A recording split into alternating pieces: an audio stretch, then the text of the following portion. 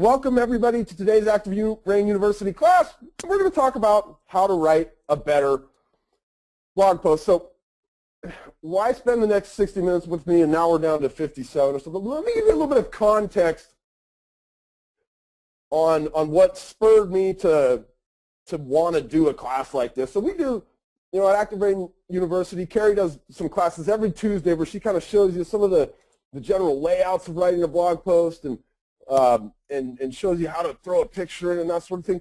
But every week, and really every day, here at ActiveRain, we dive into, you guys are writing thousands of blog posts a day, and so we're diving in and trying to kind of pull out and curate and find good content. The primary reason we're doing this is to feature posts on ActiveRain, but now we're starting to get into some of our own media relationships. And so like Indent News is a media relationship that we have. Real Trends, which is a kind of an industry publication, is another media partner that we're starting to develop a relationship with. And so during the course of any given week, I go through and I'm looking for content to give to the folks at Inman or to give to the folks at Real Trend for them to publish it to get a wider readership for some of our authors, some of our members. And in doing this, there's just some common things that I come across where I see a blog post and I think to myself, this is a pretty good post at its foundation, meaning the text in this post is pretty good, right? But there's always, not always, but oftentimes I find myself looking at the post just from the perspective of if I was somebody who was going to land on this thing and read it, is this something that would really draw me in and make me feel like, man, the person writing this thing, they know what they're talking about. Now, like I said, from a text perspective, just what you've actually written, sometimes the posts are really good. But when I look at them, sometimes I'm horrified by what I see. And so if you came here today for me to give you an English lesson or a grammar lesson on like how to write better, I don't know that I can do that. I think writing is a practice art, but there's definitely some things you can do around your writing that make it better. And what happens is the folks that you see who get featured more often than others, those people have generally understood certain aspects about their blog that make it more appealing. And so I'm going to try to share some of those with you today. And again, the goal being so that you guys are writing content that really draws in people that are finding this stuff. And we have a good ability to get this stuff found, right? We're sharing it in our social circles. Google's sending traffic to us. Maybe we're proactively sending some of our content out to prospects or to our past clients. But when they land on that, are they really drawing in, or are we really doing all the things that we could to make sure we're getting the most out of our blog? So that's why you're going to spend the next 55 minutes with me. I'm going to take a deep breath between each of these segments so that we can get a nice, clean video clip for each one. So deep breath, formatting. Formatting, to me, is the start of having a really good blog post. And the reason I say that is because your formatting has everything to do with when somebody lands on the page, are they going to be drawn in to the content that you write? And this is, on some levels, it's almost unconscious for people when they land on a piece of content online. Are they going to dive in and read it? And a lot of that has to do with just the layout on the page. Does it look to them like a reputable source? So I want to let everybody know that February 4th is International Tacky Email Formatting Day, but it would appear, if we were to look through blog posts on ActiveRain, that almost every day could potentially be tacky blog formatting day. Right? I come across blog posts every day that just, there's some stuff that could be done to this thing to make it more visually appealing when somebody lands on it. And that's really the reason they land on it. We're going to talk about in a minute, our title. But when they land on the content, we got to make sure that it appears to them to be a reputable source. And formatting has a big part to do with that. So let's come in here and let's look at a blog post from the beginning. And one of the tricks, for me at least, to get proper formatting on my blog posts is to start by writing the blog post in ActiveRain. And I realize that some of you may do other things, but man, if you can, the best way to get a clean slate to make sure you get proper formatting is to actually write the post on the blog editor in ActiveRain. And if that means you have to save it in draft every once in a while so you don't lose your work, well then go ahead and do that. But for me, I go through when I'm writing my piece of content and I write the whole thing all the way from start to finish, and I do no formatting on it.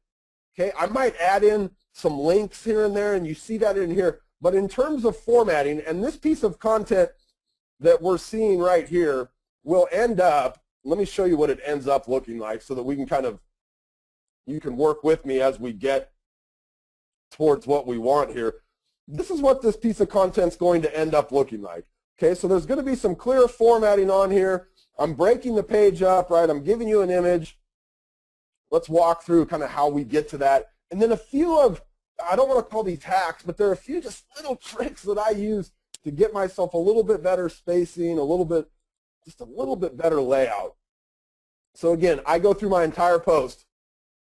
Okay, I've written everything out. I have, and inside of my posts, I like to use these little, headers to kind of break up my sections where I'm clearly drawing your attention to something. Okay, and I think having these kinds of things in here from a formatting perspective are important when we understand that people don't necessarily want to read everything unless they know it's applicable to what they're after. And so if you were looking at my blog post and I'm talking about, Google author authority emerging as a dominant SEO factor, right? I'm trying to draw attention to what's next for real estate SEO. Let's have an example, right? I'm doing just some subtle things in the formatting to make sure that if you were planning on just kind of skirting over this, that hopefully there's something that I've drawn attention to that pulls you into this content. I see people who will use things like this, or they'll use bolding, and they'll just kind of go crazy with it. And it's like, man, when I read it, it's like almost everything's bolded. Or really think about, I'm just trying to draw attention to certain things inside of my piece of content that are important for me. And so now, how I go about doing that, I have a couple of little tricks. I know that when I bold something, so let's come in here and bold it, and then I also like to kind of up my font sizes, right? So I'll come in here, and again, I'm doing this all after I've written the post, so I'll come in here, and here's my next one, right? And again, you guys, Carrie walks you through a lot of this stuff, and I don't think that I'm showing you things you probably haven't seen before, but I want to make sure that you really understand from the perspective of white space and just flow. There's just some little things you can do to make these things look just a little bit better and to be more appealing to the senses. So I've got my headers in there. Here's a little trick that I like to do. Watch. When I'm going to hit the return key right now, so my finger just hits return, and it drops it down a full line. What I want to do is I'm going to hold shift and hit return, and anywhere on the internet this is a similar concept. Okay, when you're writing in a Word doc, when you hit return, you get the next paragraph. But if you just want to get the next line, and you can hold shift and hit return. Notice there's a small difference there. You see that? Can you tell the difference in that? Shift, return, okay, versus return. It's less of white space. All right. And I like to do this for each of my different sections in here. All right, so I'm going to come in here, shift, return, come down here. What's in it? And I'm always just kind of doing this from the end of the last paragraph, right? So let's just do it all at once here. Bold, make my font size bigger. I'm going to come back to the end of the first, shift, return. All right, I just like to give myself that nice, clean white space. And white space is going to be a common theme as we're talking about formatting. We're talking about getting our images in there. We want to have that nice, clean white space. This is what makes it, and again, it's a subconscious thing. When somebody lands here, if you're you know, if your paragraphs are all running into one another, if you got no white space around your images, it just doesn't look right to the mind, right? It's not what I'm used to seeing on the normal news sites that I go to, right? The CNNs or the Huffington Post, or, I mean, I read a lot on ESPN, but that formatting is really important, okay? Getting good white space in there, breaking our content up so that somebody who lands on it feels like, man, I can consume this piece of content. A couple of the other formatting things that I really like to use, I like to use this justify. And this will really come to life when I add my image in here. But I want you to take a look at the content. Let's just do it from here. So I'm going to highlight all this. Watch when I justify this. It's going to make that nice clean edge on the right-hand side of my content. Again, for me, this is just about making that thing look. Let's come down here and do another big piece of it. Just making it look like it's really professional. It's just a clean, nice, written piece of content. And all the little tweaks that I can make to this thing so that again, unconsciously, when somebody lands here, they think to themselves, this person is clearly a professional, right? They're not going to determine whether we're an expert or not until they start to dive into the written portions of the content. But we want them to come from the perspective of the writing looks clean and professional. And so I think I should probably dive in and see if this person can prove to me that they're an expert with the actual text or the content they've written. Right? I love this justify. It makes the blog post, and you can see it right here on this edge. It just makes the blog post look nice and clean. The next one that I like to use are these indent. See, this one will increase the indent. So let me give you an example of how I used it in this post. So I went in here and this post is about Google author authority. And so I'm sharing this story of how somebody could, a scientist in this case, could potentially build his Google author authority. And I want people to realize that that portion of the story is set off from the rest of the blog post. And you'll see this, a lot of times you'll see this with like a large quote or something where the content will be indented, and you can clearly tell that this content is, you know, they're trying to draw your attention to it for some particular reason. So for me, it's going to be here where I tell the story of how this scientist could build up Google authorship. And each one of these little paragraphs is an example, right? Now, I could have done this with like bulleted list, right? That might have looked all right. It definitely indents it. It sets it off. Now, when I'm writing my blog post on ActiveRain, if I do something like this, watch what happens when I try to like undo this bulleted list. So I could highlight this again and try to get this list to go away. Oh, and it worked that time. When I'm doing this, though, I like to always use the back button. See this little back button? If I mess something up, I'm always using the back button. But the bulleted list could have worked. I happen to like this indent. Right? It just indents the content a little bit to set it off from the rest of the stuff that I'm writing about. This draws importance to it. There's something in here, right? And it makes sense. I've got, you know, 6 examples of how somebody could build their Google authorship. So I want to set those off from the rest of the content. These are small little formatting tweaks, but when you bring them all together and you look at, you know, not using any of these versus using all of them, you start to build this post that just looks more professional. And so when somebody lands on it, they're more likely to be drawn in. Okay? The rest of these formatting things, here would be my advice to you on them. Be careful. Okay? As I'm looking through content and I'm thinking about it from the perspective of, you know, professional journalism, and look, I realize we're bloggers, okay? We're not professional journalists here. But the lines on that are becoming so blurred that people are landing on the internet and just looking for good content. And there's a certain kind of layout that they're expecting. And to that end, I would say, like, text color is one. Be careful with this stuff. I come across a lot of content in the course of a day where I think, this is pretty good, but they got a lot of stuff detracting from the message. And sometimes that'll be, these crazy colors, and I get it, right? Somebody's trying to highlight something or really bring, draw your attention to it. They use like a red or a blue to really make it pop off the page. Have you ever seen that on a reputable news source that you follow? Like when I read the New York Times, I can't ever recall having seen red font popping out of one of their stories. Right? So I caution you guys when using some of these other kind of things that you have at your disposal in here, text color being a big one, right?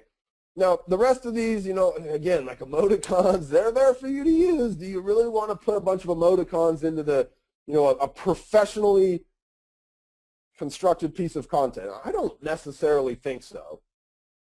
So there's just a couple of little tricks. I think these subheaders are really important because, again, just in today's age, the way that we consume content online, we're really looking for the bullet points, the highlights, right? And then, so we land on a piece of content, we see, okay, this is it looks professional, and so to our unconscious mind, we are willing to dive in and start to consume this, but maybe we don't have a bunch of time. Maybe we just want to see, because there's 6 other Google results that we could have clicked on, right? So now we're just going to browse through real quick and see, like, do I think what I'm looking for is in here? So next for real estate SEO, he's going to give me an example. How do I use this specifically in real estate, and what can I do now? Well, this sounds like something that I want to read. Right? Those headers that kind of break my content up and let you know the flow become ultra important as we realize that not everybody's going to dive into every single piece of content that they land on, but we definitely want to give them the highlights. Now, I'll also use bold, just kind of, not liberally, maybe conservatively throughout my post to really highlight some of the major points inside of my content. So I believe the next major factor in determining how your content ranks will be Google Author Authority. To me, that's a big deal, right? I'm making a proclamation inside of my post, and for somebody reading through this, I'd want to highlight or draw their attention to that. Right? So I might choose to bold a couple of the key phrases where I'm really wanting to draw people's attention to those things. But I need to do it in a fashion where, if they're scanning through, and I learned this from Brad Anderson. He used to work at ActiveRain, and he always did this. And I said, why, Brad? And he said, because people don't have time online, right? They're wanting to scan, and so I want them at a quick scan to be able to pull out the highlights of what I'm talking about and be convinced to dive in further. Okay. Well, we're going to do images here in a second. Does anybody have questions about formatting, or there's specific things that you're trying to accomplish that you have trouble with? Tony says, is cutting and pasting from ActiveRain to a Word program a good format? No, unfortunately. Here's when you go from Word into ActiveRain, their Word has some like hidden HTML on the page that can potentially mess with the ActiveRain editor. If you use Gmail, that's actually a very clean kind of you can take stuff from Gmail and move it into ActiveRain, and there's no hidden HTML. But Word brings with it some formatting that is specific to Microsoft Word. Like I said, if you can get away with it, the best thing to do is just write your content in ActiveRain. And look, I'm just like a few of you guys on this call. I have absolutely been burned by something. Just, like I use a Mac, so sometimes like you'll do a weird thing on my trackpad, and all of a sudden it'll go back, and I'm like, oh my goodness, I just lost. And so I've gotten really good at just every couple paragraphs I will save it in draft, and especially as I'm writing, right? As I'm doing once I've got it saved in draft and I start to do the formatting, I always kind of go back to that draft post as a restart, but as I'm writing, I don't want to lose any of that stuff. So Michael says, for your subheadlines, why do you use font size versus using formatting like H2, H3, etc.? Michael, the reason I do it is because the H2 you could absolutely use H2 formatting, but here's I want a consistent look, and we automatically on ActiveRain put some H1 formatting in place for you based on your title.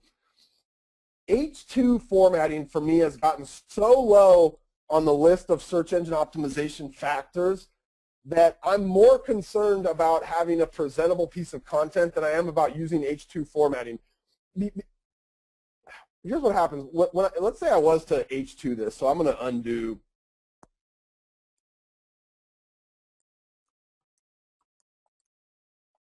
Something like that, right? He's saying, all right, I come in here, and instead I'm going to use a format like blog H2. And then I would want to come in here and font size it up, right? Maybe font size it up to a 14, and then even bold it up.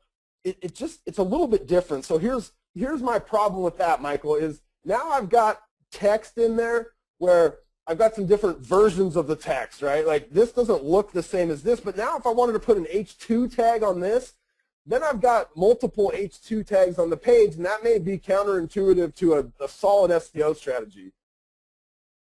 Look, the way that SEO is moving, that the idea that an H2 tag is going to dramatically impact my ability to rank, I just don't think it's a factor as much as it was even 2 years ago. So I'm more concerned, especially in this day and age when content's being shared and there's this ability for me to distribute my content, right, to push it out to people. I'm more focused on just the appearance of it. Those H2 tags, have just gotten almost marginalized to the degree that for me it's more important to have a nice consistent look and feel than it is to try to get some really antiquated factor for SEO onto the page. I hope that answers the question. But hey, if you wanted to do it, fine. But just remember that confusion in there. And to me, I don't know, maybe I'm ultra picky, but I don't think so. The look of it is more important for me, especially in this day and age when, again, H2 as a dominant factor, it's just not. So what do I do? 14, we're going to bold that guy up, all right? So how did I indent the text again without the bullets, she says. So let's go back here. So I'm going to decrease the indent, right? So I just highlighted the area that I wanted to indent, and then I use this little increase indent. Boom, indented. What is the best size for photos? We're going to do photos in a second.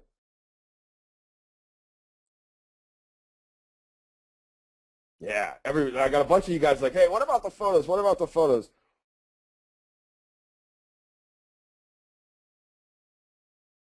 All right, so we got some really good questions in here. I'll tell you what, let's go on to the next section. We'll come back, and there's some questions just about what do I blog about and some real general questions. We can answer some of that stuff near the end, so hang in there with me a little bit.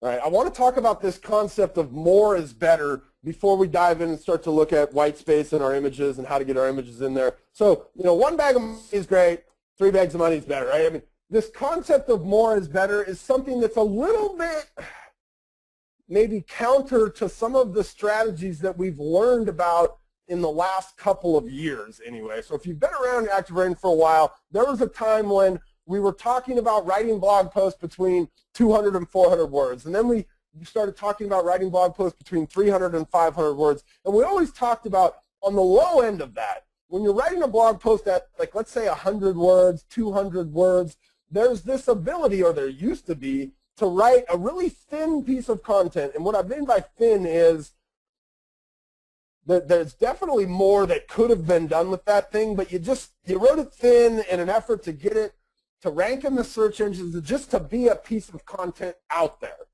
That strategy is no longer solid.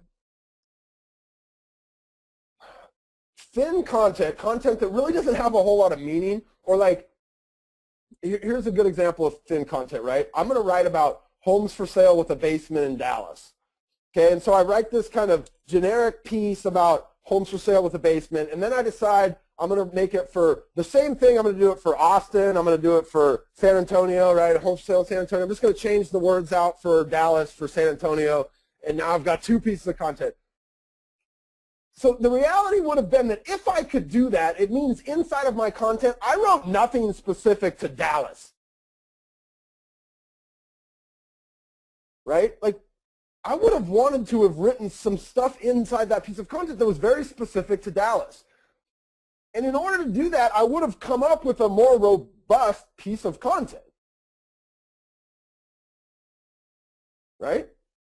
If I was talking about the clay that Dallas is built on and how the builders in the 80s were having a hard time finding ground that didn't cost a lot of money to go deep into, and right, this would be all stuff very specific to Dallas, and if I was to switch it out for San Antonio, it wouldn't make sense. Right? So we had this time on ActiveRain where, man, you could write just about anything, and if you just did a few things with keywords and you got it up to 200 words, by golly, that thing would rank. Those days are over. Today's search engine optimization is more about writing or having the best piece of content for that subject matter. And to that end, you start to realize that you actually have to write a little bit. And so the question that somebody just posed is, how often would you blog? Look, it's better for you to blog twice a week and write 2 pieces of content that really have value and where you go into more depth than maybe you would have in the past than it would be to write even 10 blog posts that had no depth to them. More is better, and this is becoming more and more prevalent as we start to understand Google authorship and author authority. And as we move forward this year, I'm going to spend a lot of time with you guys at ActiveRain University talking about author authority. But one of the things that we're starting to learn from author authority and from Google authorship is they're looking at our entire body of content. And so if we write one really great post, and then we kind of half-ass it for our next 3 or 4 posts just to get something out there, those half-assed 3 or 4 posts hurt our overall author authority because Google sees this one really great article and then they see 3 crappy articles. That's pulling us down. It's pulling everything down, not just the 3 crappy articles. It's also pulling down the 1 good article that you wrote because they're starting to look at your entire body of work. So more is better. And again, as we go through on ActiveRain, we're going to learn, in the university, we're going to learn a bunch about author authority, and we're really going to start to develop this concept of more is better and what does this mean for us. I'll give you one example of more is better, and I want you guys to think about, if you're somebody that does market reports, I believe there is a different way today to do a market report than even a year ago. I believe you should stack those market reports on top of each other. And so here's what I mean by that. Let's say every quarter you do a market report for a certain subdivision. Okay, Carriagewood in Renton. You're doing a market report for the Carriagewood subdivision. So this quarter, I do the market report, right? It's got a graph in there. It's got all the stats in there. It's got my interpretation in there, right? Because more is better, so I want to put some context around that content for them. I'm going to tell them what these numbers mean. I'm going to make me the professional. Next quarter, when I do that post, instead of writing it in a new blog post, I would actually encourage you to add the new piece into the old blog post. What this will start to do is it will start to create kind of this definitive page on the web for what the market's doing in Carriagewood. Right? No longer would I have, 2 years from now, 8 different posts all kind of battling with one another for the ability to show when somebody wants to know what the market's doing in Carriagewood. Right? I now have one kind of clearinghouse post where month after month, or quarter after quarter, I've stacked additional good information on top of the previous good information. Again, this year is going to be a lot about this idea of more content, better content, and hopefully I didn't confuse anybody with that example. Deep breath. Whew. Okay, images and white space. So you'll notice on the example that I give here, there's some pretty decent white space, especially as it relates to my image and getting my image in. And I realize for a lot of you guys, this is probably a big deal. How do I get my image in there? And how do I get it looking professional, presentable. Okay. I'm going to show you guys today 2 ways that you can place an image in, and these are the 2 ways, again, when I go out to professional media sites, these are the 2 ways that I see really most sites out there doing this. Okay, I very rarely see a site where they've got 4 or 5 pictures in there, and they've got it wrapped on the left and wrapped on the right, and they've got pictures side by side, right? Most of the time in an article, you're going to have 1, maybe 2 images to kind of represent that article. Okay, so the first one I want to show you is how to wrap text around an image. So I'm going to start with my cursor up here in the left-hand corner. Did everybody see my cursor up here? I'm going to come in here and insert or edit my image. Okay, and then I need to go in here. I'm going to grab the image either from an image I've already used or from my computer. I'm going to click the little icon there, and now here's a bunch of images that I've already used. If I wanted to go grab a new image, right, this class is not about that, but I'd click here, then I'd click here, and I'd go into my computer and I'd upload it, right? But eventually it would come back and it would show up in this area right here. So I'm going to pick this image. This is the one that I used for this particular post. Now, when I pull that image in, sometimes I have to give it just a second to load the dimensions in here, but this one's been used before, so it loaded the dimensions perfectly. I am always going to start, when I'm wrapping text around an image, I'm always going to start with this first dimension, and this is the width. Okay, the width, I'm going to start at about 350. When I tab that width over, when I hit tab right now, or even if I was to click into this next box, it's automatically going to reset the height for me. Okay, I could either tab from that box or just click into it, resets the height. So now this is what my image is going to be, 350 wide by 416 high. This is the big part. I'm going to come over here to advanced. Okay, and I'm going to use vertical and horizontal space. And what this does is vertical space will put white space on the left and the right of the image. Horizontal space will put white space on the top and the bottom of the image. And this is done in pixels. So 5 pixels is very, very small, right? I generally use something like 20 or 25 pixels of white space. So I'm going to say vertical space 25. I'm going to say horizontal space 25. Padding has to do with if I'm going to put a border around my image. So let's say I'm not going to put a border around my image, then I wouldn't use any padding. I would just come in here and hit OK. Now, this doesn't look right. Clearly, the text is not wrapping around my image at this point. But you can notice, see how my image has the squares around it? That means it's the live component of what I'm about to edit. Okay, if I click off of it, right, if I click over here, it's no longer the live component of what I'm about to edit. If I'm about to edit something, it's where my cursor's at. So I come back here, I click it, and again, when I first load it, it's already clicked. Now I'm going to come up here. There's 2 ways to do this. You can go Format, Image Right, or you can come over here and just use this Align Right button, and it's going to throw my photo off to the right. It's going to wrap my text around the left.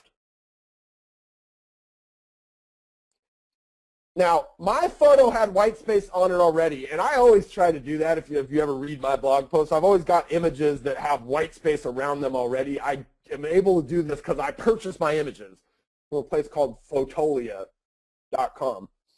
But this is, like, if your image was a full picture that went all the way to the edges, this space in here is that 25 pixels of white space. Does everybody see that space? On the bottom, it's a little bit larger because we've got this other paragraph dropping below. But again, this is about our 25 pixels of white space in here. On the top, we can see our 25 pixels of white space. On the right edge, we can see our 25 pixels of white space. Let's say I wanted to put that image on the left-hand side. I could just come over here and hit Align Left. It's going to throw it to the left. It's going to wrap the text around the right. Again, click on it, Align Right. Let's say I wanted to put a border around my image.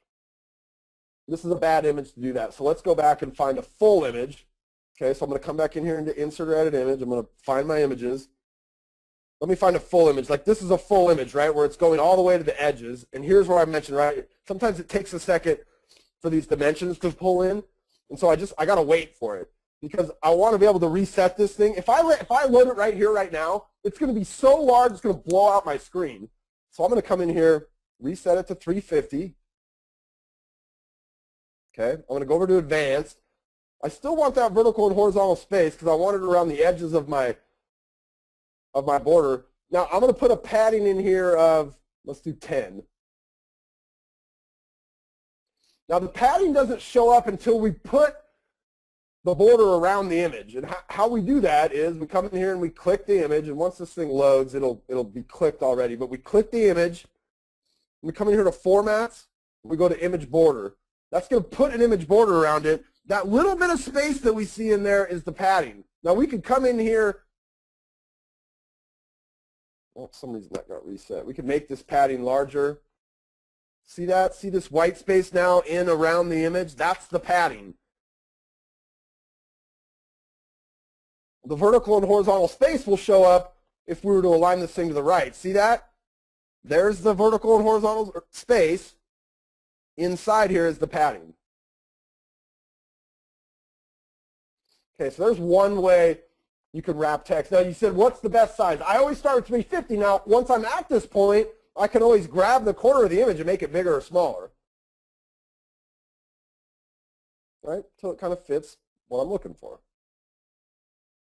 All right, the second way that I would put an image in is between two paragraphs. So in order to do that, I'm just going to come in here. I'm going to create the line of space that I want.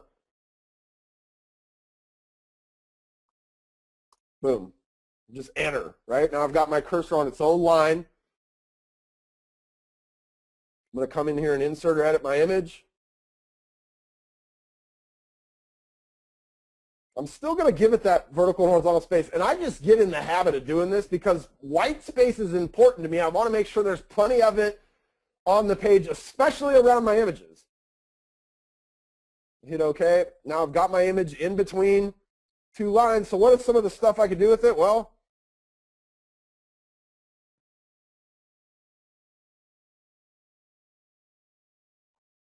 I could center it. Now, how would I center it?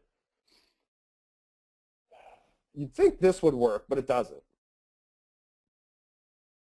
So if I want to center this image up, I want it to be in the middle here. Here's what I got to do, and this gets a little bit tricky now. I got to come into my source code. I got to find the image, and right now I bet a bunch of folks are just cross-eyed, like, wait, what? I got to come into the source code? I got to find the image? I have no idea where this thing's at. This is what my image looks like, image class, right? This is the image, and it essentially goes from here to here. So in order to center this, what I can do is I can create a tag to center. This is not very hard, okay? That's the tag. It's less than sign, center, greater than sign. I enclose center in a bracket, and then at the end of it, I come in here, boom. Can you guys see that? Can everybody see that? That closing bracket / center is in the brackets. We got it? Can everybody see that? Then I'm going to come down here, and I'm going to hit OK, and that should center that picture up. Everybody see how that picture got centered up there? Now I realize that's not that simple. And so for me, like, I'm not opposed to having my images be on the left-hand side like that. Well, now in order to get it to come away, I would have to come back here and uncenter, right? I'd have to take that tag out of there, which means I'd have to find it. Here it is, right? And I just have to remove what I'd written in there.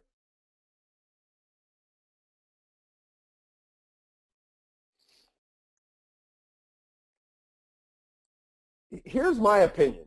I think that you can always wrap the text around an image, and I think it looks better this way. And if you look at professional news organizations, a lot of them will use this strategy where they're wrapping text around an image, right? I could do this lower in my blog post. Like if I wanted to come in here, but the way I would do it is I would start with my image with my cursor here. So maybe I'm going to wrap text around an image lower. I'd come in here and insert or edit the image. I'd pull the image in, right? I'd set it to, maybe a little bit lower this time, 300 to start with. I'd come in here and give it my 25 pixels of vertical and horizontal space. I'd say, okay, now it's not in the right spot because I need to come up here and either align it to the right or align it to the left. Just like that. See that good white space? Remember I talked about wanting to use justify? I really like to use it along my images. That really brings that 25 pixels of white space to life in there.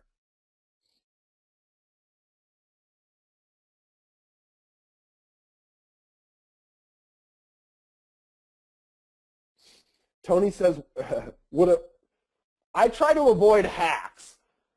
And so Tony said earlier, like when I had my picture in between two paragraphs, would hitting the space bar move it over? Yeah, it would, but it could potentially throw out of whack anything behind that from a formatting perspective.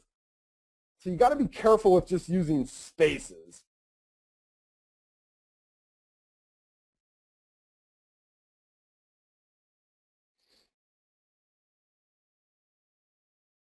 All right.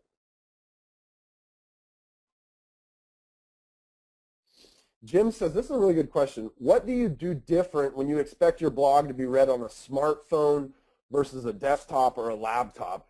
On ActiveRain, when somebody hits your content on a smartphone, the page is served up to them a little bit different, and we're doing things in the background to take those images and compress them and make them more adaptable to a smartphone. Jim, there's nothing that you would do any different. Okay, we're doing things behind the scenes to make that thing render slightly different on a smartphone. It's going to look a little bit different. Here's what I would say. Just be careful with like really, really large images. And in fact, you would never put an image in ActiveRain that's wider than 700 pixels. 700 pixels is about the width of this column right here.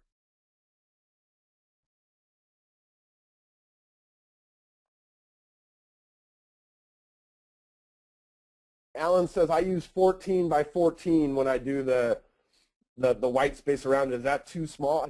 I use 25. I like that. Like, think about it. What I have in here, this amount of space right in here, that's 25 pixels. It's not very much. I want those words away. I don't want people's eyes. Like when I land on a post and the words run right up next to the image or even close, there's two things that come to mind for me. One, it's hard to read those words at the end. And two, this just doesn't look professional. 25 pixels wide. You can use more. There's some people that use 30, 35 just to really set that image off and to put the words away from it.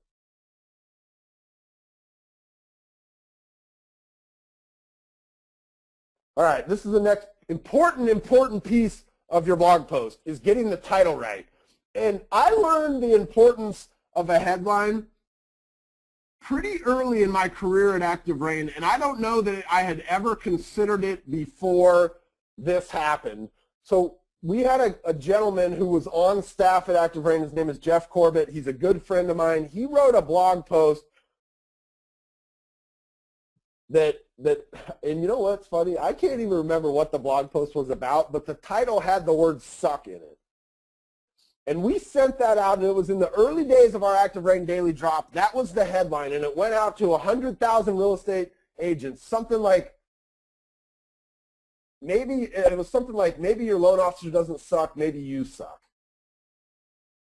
Now that in and of itself was enough to get a few people's feathers riled. But what really caught me off guard was the number of emails that I received that gave me a definition of where the word suck came from. I'd never really thought about it. I mean, I guess I had, but I didn't realize that so many people would be offended. If I could do it all over again, I'd do it exactly the same way. And the reason is that that particular newsletter got about 15,000 more people to open it than any newsletter we'd ever sent before. Your titles are ultra important, and there's two things to consider here. One is we're writing for search engines, and then the other side is we're not necessarily writing for search engines. So when we're talking about something like we talk about in our ActiveRain blogging bootcamp classes, things like I'm writing about, you know, homes for sale with a basement in Dallas, or I'm writing about loft condos for sale in Seattle. It makes sense to incorporate where I do business because I'm talking about something very, very specific to a geography. I'm talking about loft condos in Seattle, downtown Seattle. But what I see a lot of people doing, and I may be partly to blame for this, here's what I would say about your title. Do not use the town or the city that you do business in your title if the content of your post would just as aptly apply to somebody in the town next door. So I'll give you an example. Tips to get your home ready to sell in Elkhart, Indiana. Now it used to be that we had to give Google within each blog post as much information as we could about the geography of where the author came from. That's no longer the case.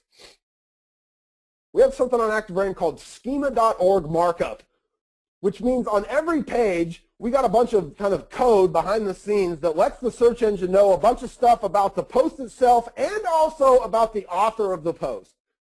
And one of the things we let them know about you as the author is what your market is.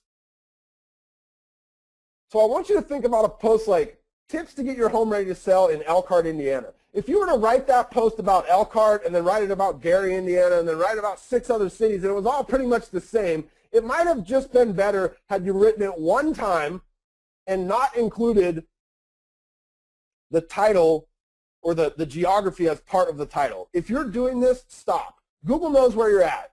We tell them where you're at.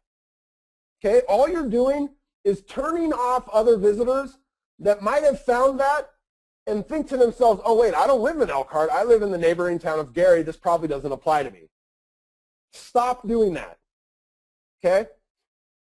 Now, the other thing I want you to think about your title, and this, if you blog, which you all do, or you're wanting to, or if you send out emails to clients, right? If you have a newsletter that you send out, I highly encourage you to take that link at the bottom, and Carrie's going to send it out to you right now, and I encourage you to read it. This is for me, over my career, has been the de facto way that I set out to make my headlines is based on the PDF. It's a PDF you can download. I don't have any affiliation with this guy. I just think it's one of the best pieces of content I've ever read about getting your title right. Right? He really goes in and talks about things like fear and getting people to understand, are they missing out on something? So instead of writing 10 tips to get your home ready to sell in Elkhart, Indiana, that becomes 10 things that will ensure your home doesn't sell, right? It plays on their fear a little bit. It plays on the idea that they might be missing out on something, right? And there's these kind of subtle things that we can do with our headlines. If you look at the things nowadays online that go viral, their headlines ultimately play a major role in that.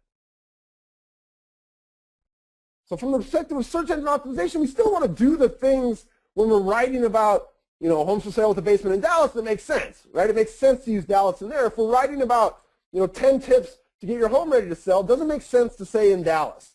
The search engine knows you're in Dallas. Stop doing that.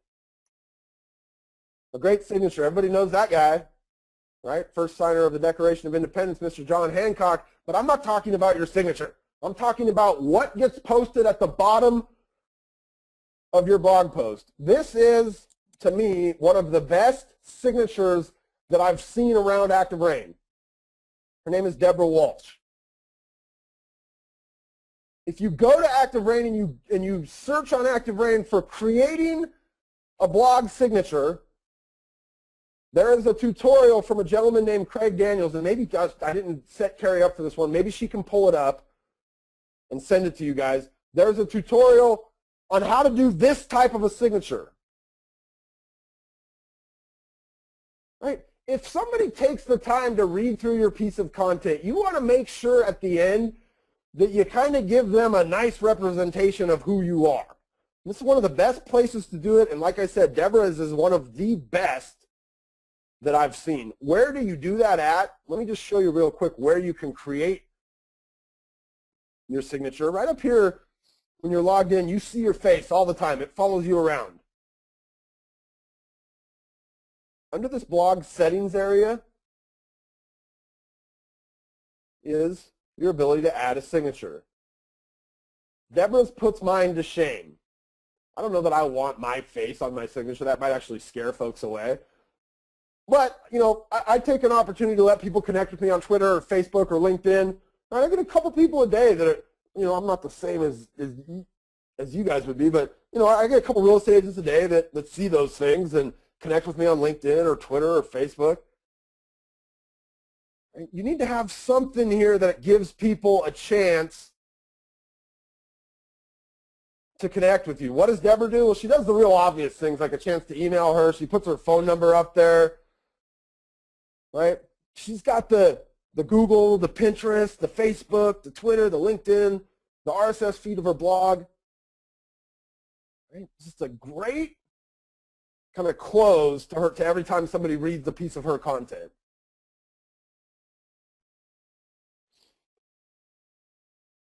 Calls to action. We do a whole class about this at ActiveRain University. Here's what I want you guys to think about from the perspective of writing a better blog post and how calls to action factor into that. Every time you write a blog post, I want you to think about what is or could be the call to action in every case. Okay? Sometimes the answer will be there is no call to action. Right? Sometimes that's the answer. Maybe I just wrote about my weekend with my kids at the dog park. I don't know. There's no call to action inside of that thing.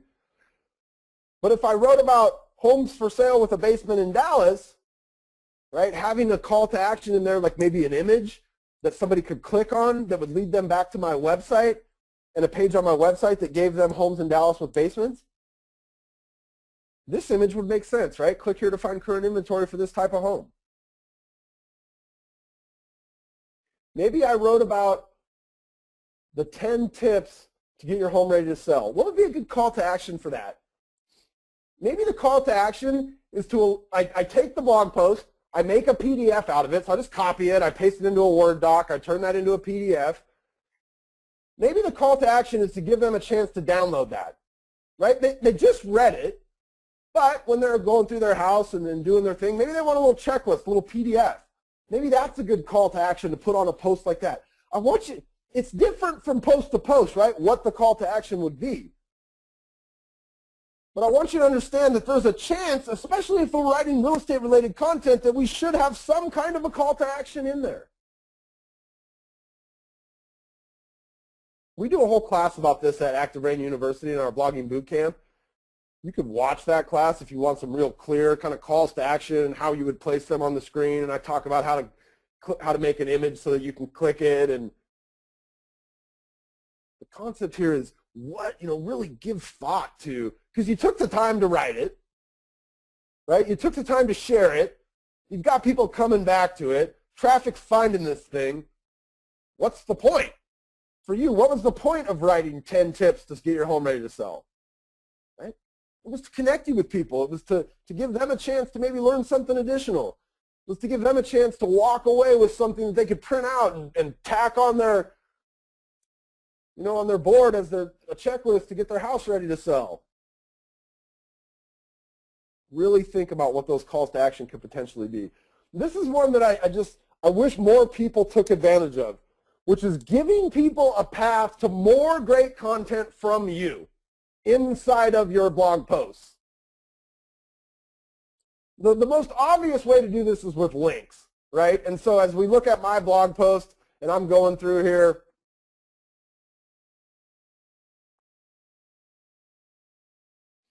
right, I've got links for you to click on, right? I'm talking about, the experiences from real SEO experts. Like if you don't believe what I'm saying, check off here and you can get a little bit more in depth. I talk about how the concept of Google authorship has been bubbling under the surface for a while. I'm talking about Google authorship, so heck, it makes sense for me to link you back to how to set yours up.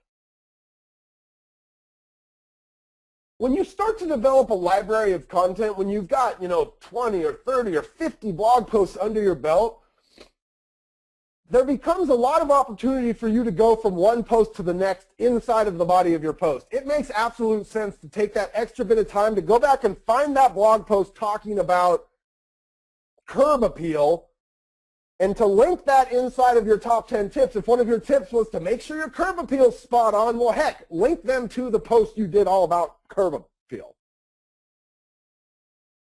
So inside of the post itself is an obvious route.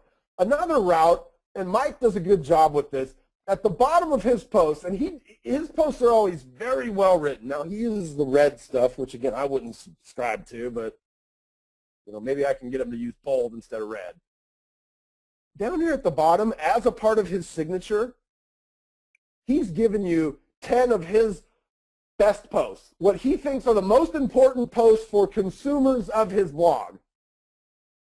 Look at some of these posts: buying your first home, what to look for in buying a foreclosure, short sale inventory, just maybe a general post about his area. He changes these from time to time when he writes a post that he thinks, man, people are going to want to know about this. This is a good piece of content that I've created. He can go in and change it up. Sometimes you'll see people who at the end of their blog post will just put 2 or 3 additional posts that related to the blog post, but maybe there wasn't a good segue for them to link out of the blog post itself. If you enjoyed reading this post about getting your home ready to sell, here's 3 other posts that I've written on the subject.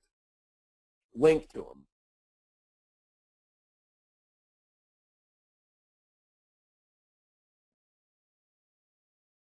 Really think about what are the natural paths to more of your content inside of the blog post that you write. Okay, we're at the top of the hour. I apologize. I went a little long-winded on that formatting section. I got 2 more of these, and then I got 1 more. I'm sorry. Utilize the tools on the page. These should look familiar to all of you. This is what shows up in the right-hand sidebar of your blog.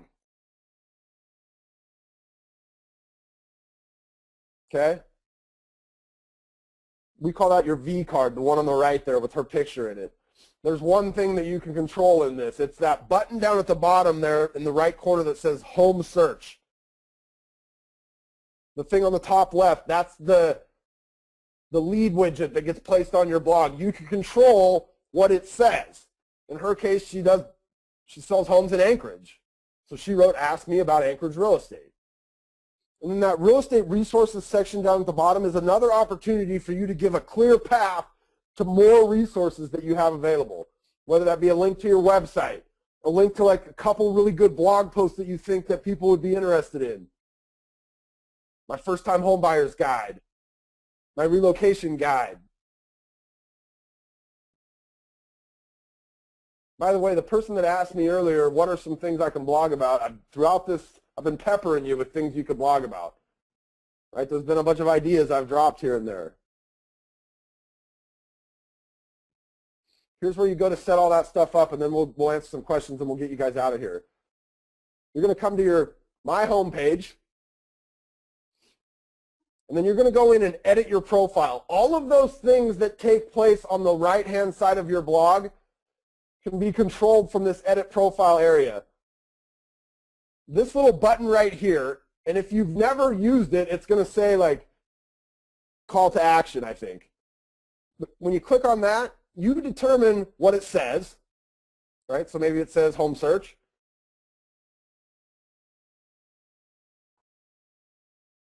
That now becomes a part of the sidebar of my blog. I just changed it to home search. It used to say our culture. Now it says home search. Okay? If I want to change the wording in here, come back here to my profile. Oops, where is it? There it is, profile. Okay? I would come over here to this little widget that's on the profile, and I would edit it. I can make it say whatever I want, and then when somebody fills it out, I can determine where that email goes. And then my real estate resources, okay? I link you guys to our blogging bootcamp, our blueprints for blogs. I link you to a post about why your profile is important. I link you to one of my favorite posts about the leads are weak, no, you're weak.